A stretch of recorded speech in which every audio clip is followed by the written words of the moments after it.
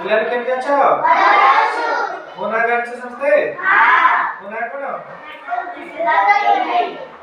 ଆମେ ଆଜି ଗୋଟେ ଗପ ପଢିବା। ଗପର ନାଁ ଅଛି ଚଢେଇ ଓ ମୋତି। ଗପର ନାଁ କଣ? ଦିନେ ଚଢେଇକୁ ଗୋଟିଏ ମୋତି ମିଳିଲା। ଚଢେଇ କଣ ମିଳିଲା? ମୋତି। ସେ ଖୁସି ହୋଇ ତାକୁ ନାକରେ ପିନ୍ଧିଲା। ତାପରେ ସେ ରାଜାଙ୍କ ମହଲ ଉପରେ ଯାଇ ବସିଲା। ସେ କାହା ଉପରେ ଯାଇ ବସିଲା? ଚଢେଇ ବଡ଼ ପାଟିରେ କହିଲା, ମୁଁ ରାଜାଙ୍କ ଠାରୁ ବଡ଼, ମୋ ନାକରେ ମୋତିଟିଏ ଅଛି। ଚଢେଇ କଣ କହିଲା? ଏହା ଶୁଣି ରାଜା ରାଗିଗଲେ। କିଏ ରାଗିଗଲେ? ରାଜା ତାଙ୍କ ସିପାହୀ ମାନଙ୍କୁ କହିଲେ, ଚଢେଇଠୁ ମୋତିଟା ଛଡେଇ ଆଣ। ରାଜା କାହାକୁ କହିଲେ ଚଢେଇଠୁ ମୋତି ଛଡେଇ ଆଣିବା ପାଇଁ? ତମେ କହିଲେ କାହାକୁ କହିଲେ ରାଜା ଚଢେଇଠୁ ମୋତି ଆଣିବା ପାଇଁ? ସିପାହୀ ମାନେ ଚଢେଇ ଠାରୁ ମୋତି ଛଡେଇ ନେଲେ। ମୋତିଟି ରାଜାକୁ ଦେଲେ। କିଏ ସେ ଛଡେଇ ନେଲେ ମୋତିଟି? ସିପାହୀ ମାନେ। କାହାକୁ ଦେଲେ ମୋତି? ଏଥର ଚଢେଇ କହିଲା, ରାଜା ଜଣେ ଭିକାରୀ, ସେ ମୋତେ ମୋତି ଛଡେଇ ନେଲେ। କିଏ ସେ କହିଲା ରାଜା ଜଣେ ଭିକାରୀ? ଏହା ଶୁଣି ରାଜା ମୋତି ଫେରାଇ ଦେଲେ।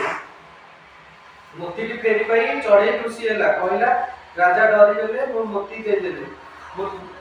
ମୋତିଟି ଫେରି ପାଇ ଚଢେଇ କଣ ଖୁସି ହେଲା? ଏହା ଶୁଣି ରାଜା ପୁଣି ରାଗିଲେ। ରାଜା ରଡ଼ି ଛାଡ଼ିଲେ, ସେ ବଦମାସ ଚଢେଇକୁ ଧରି ଆଣ। ସିପାହୀ ମାନେ ଚଢେଇକୁ ଧରିବାକୁ ଗଲେ। କିଏ ସେ ରାଗିଗଲେ? କିଏ ସେ କାହାକୁ ପଠେଇଲେ ଆଣିବାକୁ ଚଢେଇକି?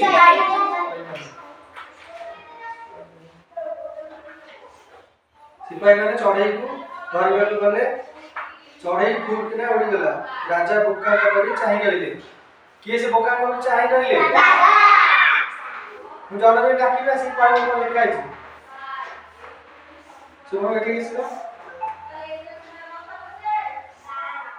ଏଠି କଣ ଲେଖା ହେଇଛି?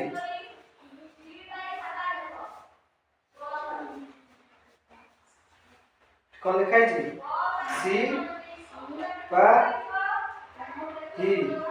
ସିପାହୀ।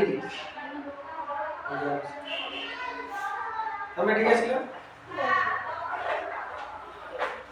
ଏଠି କଣ ଲେଖା ହେଇଛି?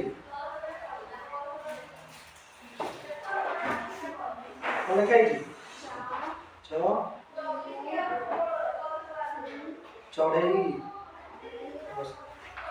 ମୁଁ ଯାହାକୁ ଡାକିବି ବସ। ଏଠିକି ଆସିଲ।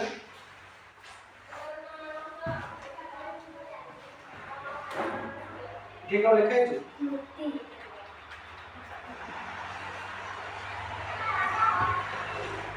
एठी किसे ये चढ़ेई ये कौन?